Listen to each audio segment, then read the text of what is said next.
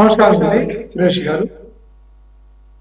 పిఠాపురం విషయానికి వస్తే పిఠాపురం రాజకీయాలు చూస్తాం. మనం ఈ మధ్య ఎపిసోడ్ చూస్తా ఉంటే 2024 ఎన్నికల్లో పవన్ కళ్యాణ్ గారి కోసం అక్కడ అవకాశం కల్పించడం కోసం అక్కడ ఉన్నటువంటి వర్మ గారు ఏదైతే తన స్థానాన్ని త్యాగం చేసినప్పుడు ఆయనకి ఇచ్చినటువంటి హామీలు కానీ ఆయన చేతిలోనే నా గెలుపంతా పెడుతున్నానని చెప్పి పవన్ కళ్యాణ్ గారు మాట్లాడినటువంటి వ్యాఖ్యలు కూడా మనం మీడియా ముఖంగా చూడటం. అయితే ఇది తెలుగుదేశం పార్టీ లేకపోతే కూటమిలో ఉన్నటువంటి జనసేన పార్టీ యొక్క అంతర్గత విషయమైన చూస్తా ఉంటే అక్కడ నాగబాబు గారు కూడా రాజకీయంగా పవన్ కళ్యాణ్ గారు రాజకీయాలు చేయడం, అట్లాగే పిఠాపురం ఏదైతే సత్యనారాయణ వర్మ గారి యొక్క ఆ రాజకీయ ఆయన యొక్క చాణక్యత మీద అందరికి కూడా ఒక రకమైనటువంటి ఆ నమ్మకం ఉంది. ఆయన ఒక రాష్ట్ర వ్యాప్తంగా కూడా ఆయన పేరు ఉంది. ఎందుకంటే ఆయన 2014లో ఇండిపెండెంట్ గా గెలిచినటువంటి వ్యక్తి కాబట్టి ఆయన పెర్ఫార్మెన్స్ మీద అందరికి కూడా ఒక అవగాహన. అయితే ఇక్కడ తెలుగుదేశం పార్టీ కానీ లేకపోతే జనసేన పార్టీ అధ్యక్షుడిగా ఉన్నటువంటి పవన్ కళ్యాణ్ గారు కానీ తనకు ఎమ్మెల్యేగా గెలిచేటటువంటి అవకాశం వచ్చిన వ్యక్తికి సరైన రీతిలో అతనికి ఏదైనా ఎమ్మెల్సీ గాని అట్లా ఇస్తామని చెప్పినటువంటి దాన్ని ఫుల్ఫిల్ చేయలేదు. ఇక్కడ పైగా అతని యొక్క నాయకత్వాన్ని లేకపోతే అతని యొక్క పెర్ఫార్మెన్స్ నాకు ఇబ్బందిగా భయపడేటటువంటి పరిస్థితులు కూడా మనం ఈ మధ్య చూసాం. అంతేందుకండి మనకి పవన్ కళ్యాణ్ గారు వర్మగురు గురించి ఎక్కడ కమెంట్ చేయలేదు, కానీ తన బ్రదర్ అయినటువంటి అన్న అయినటువంటి నాగబాబు గారిని ఎమ్మెల్సీ తీసుకోవడం, అట్లా చంద్రబాబు నాయుడు గారు కూడా ఆయనకి మంత్రి ఇస్తున్నామని చెప్పేసి ఆయన లెటర్ హెడ్ మీద ఒక సంతకం పెట్టడం ఎప్పుడు లేదు ఈ ఆంధ్రప్రదేశ్ రాజకీయాల్లో ఇటువంటి పరిస్థితి. ఇక్కడ ఈ యొక్క చంద్రబాబు నాయుడు గారి నేతృత్వంలో ఉన్నటువంటి ప్రభుత్వం కేవలం అధికారం చెప్పడమే అజెండాగా వాళ్ళ యొక్క కూటమి యొక్క ఆలోచన కానీ తెలుగుదేశం పార్టీ ఆలోచన ఉంది. కేవలం వాళ్ళ యొక్క స్వార్థపూరితమైనటువంటి విధానాలు, లేకపోతే ఏదైతే ఉపయోగించుకొని వదిలేసేటటువంటి విధానం. అదేవిధంగా ఓడ ఏరు దాటిన దాకా ఓడ మల్లన్న ఏరు దాటిన దాకా ఓడి మల్లన్నటువంటి పరిస్థితులు ఎన్నికలైపోయిన తర్వాత చంద్రబాబు నాయుడు గారికి అలవాటే మనం చూస్తున్నాం.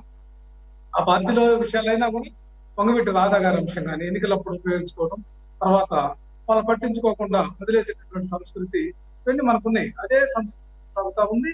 ఇదంతా కూడా అనగదొరికేటటువంటి అంశము. రాజకీయ విధానంలో ఇక్కడ మన ఆంధ్రప్రదేశ్ లో ఒక ప్రత్యేకమైనటువంటి విధానాలు అనుసరించి కేవలం తమ అవసరాలకి వినియోగించుకుని అబద్ధాలు, మోసాలు, లేకుంటే అలివి కానటువంటి హామీలు, చేతగానటువంటి చేయలేనటువంటి అంశాలన్నింటినీ కూడా ఎన్నికల ముందు చెప్పేటటువంటి అంశం. ఆ తర్వాత వాటి గురించి పట్టించుకున్నటువంటి పరిస్థితి కానీ పట్టించుకున్నటువంటి వ్యవహారంతో వాళ్ళు ఇదొక టెక్నికల్ మాట.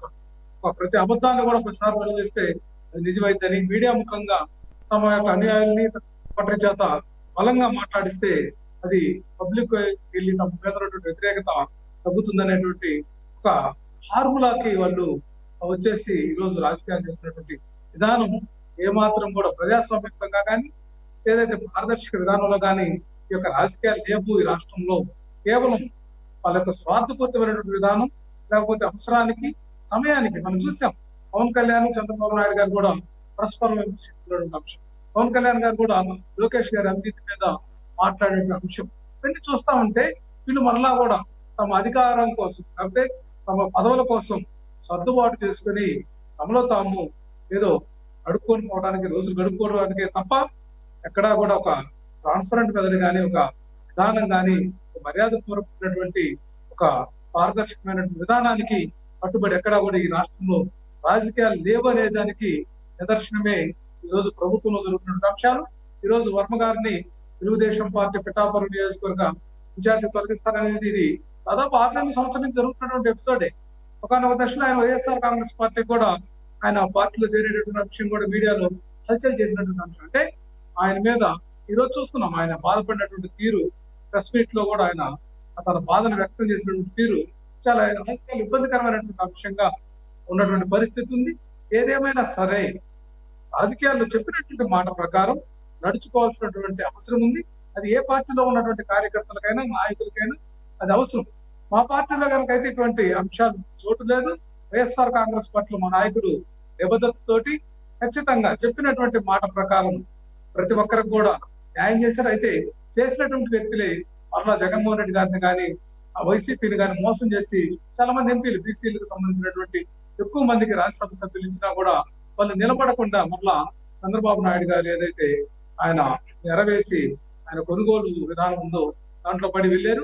ఇటువంటి కొనుగోలు అమ్మకాలకు ఈ యొక్క రాజకీయాలని ఉదాహరణగా చూసుకుంటే మన రాష్ట్రంలో చంద్రబాబు నాయుడు గారు చూసాం మనం 23 మంది ఎమ్మెల్యేలు కొనుగోలు చేసి ఆ పార్టీ వాళ్ళకి గతంలో 2014 మధ్య మళ్ళీ వాళ్ళకే మంత్రులు ఇచ్చినటువంటి పరిస్థితి. అంటే రాజ్యాంగాన్ని కూడా ధిక్కరిస్తున్నటువంటి పరిస్థితి. ఏదైతే రాజ్యాంగాన్ని కాపాడాల్సినటువంటి గవర్నర్ చేతనే మా పార్టీ శాసనసభ్యుల్ని మంత్రులకు ఎట్లా ప్రమాణ స్వీకారం చేస్తారనే దానికి ఇప్పటికీ సమాధానం లేదు.